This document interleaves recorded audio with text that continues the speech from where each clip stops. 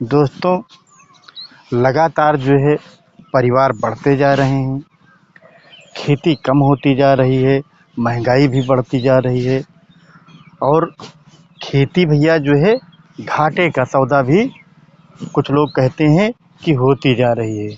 जबकि भैया अगर सिस्टम से खेती किया जाए तो घाटा तो है ही नहीं है और इसमें अच्छा खासा आपको प्रॉफिट भी होता है। क्योंकि भैया हमने देखा है कि कोई भी धंधा आप कर लें, चाहे जो धंधा कर लें, आपको जो है 3 महीने में, 4 महीने में, 6 महीने में 2 गुना, 3 गुना, 4 गुना नहीं दे सकता। और खेती भैया एक ऐसा धंधा है कि अगर आप खेती कर रहे हैं तो भैया ये आपको निश्चित है कि जो है 3 महीने में, 4 महीने में ये भैया आपका लागत जो आपकी आएगी आपकी फसल में, उससे 2 गुना तो देगी ही, नहीं तो 3-4 गुना तो बहुत आराम से दे जाती है। और हाँ दोस्तों, अगर जो है कभी कभी इसके भाव अच्छे मिल जाते हैं तो ये 10 गुना से ज़्यादा भी दे जाती है। तो भैया आज हम बात करेंगे ऐसी फसल के बारे में कि जो आपको जो है कम लागत में अच्छा प्रॉफिट दे जाती है। नमस्कार किसान भाइयों, मैं राजेश वर्मा, आपका अपने एग्रो फार्मिंग में स्वागत है। तो भैया आज हम बात करने वाले हैं करेले की फसल के बारे में। तो दोस्तों, ये पूरा साल बिकने वाली फसल है क्योंकि ये एक प्रकार की औषधि है। ज़्यादातर आबादी भैया जो है शुगर की मरीज होती जा रही है, तो भैया इसकी डिमांड साल के 12 महीने हर दिन रहती है। हाँ, बशर्ते ये हमें ध्यान देना है कि भैया इसको हम कब बोएं जिससे हमें जो है ज़्यादा अच्छा उत्पादन मिले और उसके साथ साथ हमें अच्छे रेट भी मिले। तो भैया आपने मंडियों में, बाज़ारों में और दुकानों पर देखा है कि भैया जो है सबसे ज़्यादा हरी सब्ज़ी के रेट अगर जो है अच्छे रहते हैं तो जुलाई, अगस्त, सितंबर, अक्टूबर, नवंबर तक। क्योंकि भैया इस मौसम में जो है ये बारिश का मौसम होता है, तो सिर्फ उन क्षेत्रों में बोई जाती है जहाँ जलभराव नहीं होता है। तो भैया जहाँ जलभराव होता है वहाँ आप जो है हरी सब्जी को नहीं बो सकते, चाहे तरोई, लौकी, करेला, कद्दू कुछ भी हो। ये सिर्फ वहीं बोया जा सकता है जहाँ पर जलभराव नहीं होता है। वैसे तो भैया इसकी खेती जो है जनवरी फरवरी में भी बुआई होती है, लेकिन भैया वहाँ पर जो है अगर आप फरवरी में बो रहे हैं तो इसके भाव भैया कम मिलेंगे। और अगर इसको आप जो है जून और जुलाई में भैया इसकी बुआई कर रहे हैं तो आपको साल के सबसे अच्छे भाव मिलते हैं। दोस्तों, आप देख रहे हैं ये हमारा जो है करेले का खेत है और भैया ये हमारा जो है बेड बनाकर मतलब मेड़ पर बोया हुआ है और जो है इसको तार बांस के सहारे भैया ट्रैक्टर बना दिया गया है, जाल बना दिया गया है, उस पर भैया चढ़ाया गया है। और उस पर भैया ये चढ़ाया गया है ताकि बारिश का मौसम होता है तो बारिश में भैया ये खराब नहीं होता है। और आप देख रहे हैं हमने भैया इसकी बुआई जो है जुलाई के प्रथम सप्ताह में किया था। तो भैया जो हम मेड़ पर इसकी बुआई किए हैं तो हम भैया इसको 10-10 फीट के बेड बनाए हुए हैं और जो है बीच में 3 फुट का गैप।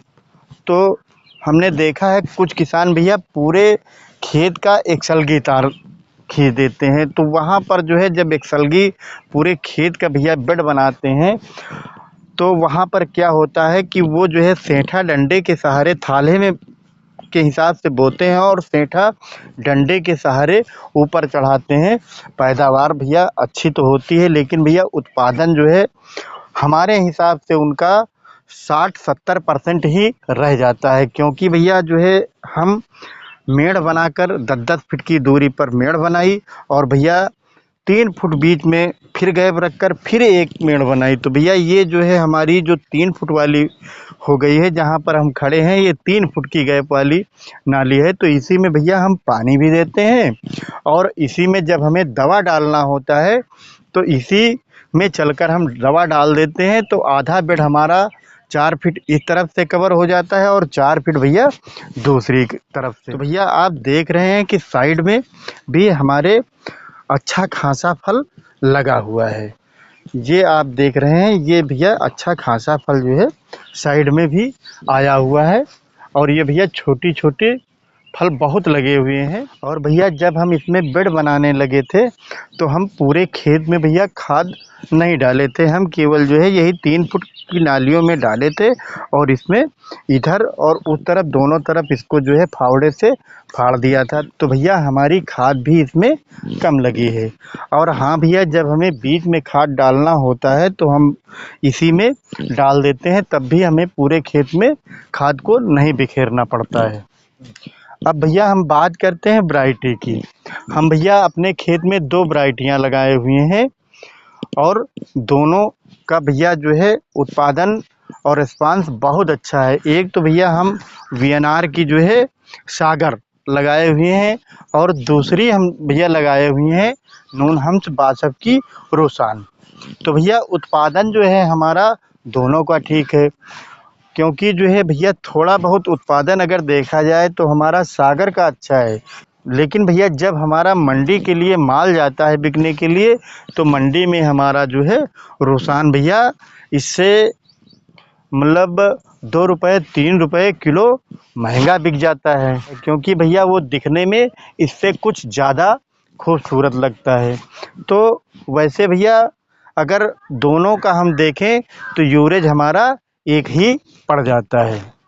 तो भैया अगर आप जो है पूरे खेत का एक सलगी बेड बना रहे हैं तब भैया आप जो है थाले से थाले यानी कि जो आप थाले बोने के लिए बनाते हैं उसकी दूरी भैया 6 से 6 फुट रखें। और अगर आप जो है 8 फीट के बेड बना रहे हैं तब भैया आप मेड़ पर बो रहे हैं उस समय आप भैया 18 से 24 इंच दूरी रखें, यानी कि 1.5 फीट से लगाकर 2 फीट के बीच की पौध से पौध की दूरी रखें। अगर भैया आप इसकी खेती जून और जुलाई में कर रहे हैं तो भैया इसमें एक समस्या आ जाती है कभी कभी वायरस की। अगर भैया आपके पौधों में वायरस आ रहा है और पौधे छोटे हैं तब आप वायरस वाले पौधे को उखाड़ कर दूर फेंक दें। और अगर भैया बड़ा पौधा हो गया तो अगर वायरस लग गया तो भैया वो नहीं निकलेगा। वहाँ पर आपको क्या करना है भैया, आप उड़ने चूसने वाले कीड़ों की दवा डालें।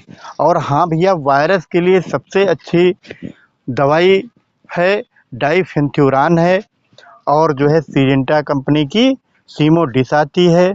आप भैया इन दोनों दवाओं का स्प्रे कर सकते हैं, ये भी कवर कर लेती हैं। और हाँ भैया जो है विल्लोवुड की एक 40-40 आती है, मतलब उसमें 40% एमिडा होता है और 40% भैया फिप्रोनिल होती है, वो भी भैया इसको वायरस को कवर कर लेती है। हाँ भैया, और इसमें जो है बोरर और कटर कीड़े भी लगते हैं तो भैया इसमें वो क्या करते हैं कि पत्तियां खाने लगते हैं और हमारे फल को भी ख़राब कर देते हैं, फल के अंदर भी घुस जाते हैं। वो तना छेदक और फल छेदक होते हैं। तो यह आपके खेत में भैया अगर बोरर कीड़ा लगा है, तना छेदक और फल छेदक कीड़ा लगा है तो वहाँ पर भैया आप सिस्टमेटिक इंसेक्टिसाइड का प्रयोग करें। जैसे भैया लार्विन आती है, लार्गो आती है, बायर की फेम आती है और भैया कोराजिन आती है। अगर वो दवाई आप स्प्रे कर रहे हैं तो भैया उससे बोरर और कटर दोनों भैया कीड़े ख़त्म हो जाते हैं। और हाँ भैया, अगर केवल आपके खेत में कटर कीड़ा लगा हो है जो पत्तियां खा रहा है या इसके सुनगे खा लेता है, फुनगी के सुनगे खा लेता है, वो उसके लिए भैया आप केवल 5% एमामेक्टिन बेंजोएड आती है, उसका आप भैया 5 ग्राम टंकी के हिसाब से उसकी मात्रा है, लेकिन भैया उसको अगर 8-10 ग्राम तक डाल रहे हैं तो आपकी फसल पर कोई नुकसान भी नहीं होगा और भैया सारे कीड़े आपके समाप्त हो जाएंगे। दोस्तों, अगर आपको हमारी जानकारी अच्छी लगी हो तो हमारे वीडियो को लाइक करें और जो किसान भाई हमारे चैनल पर नए हैं वो हमारे चैनल को सब्सक्राइब करें।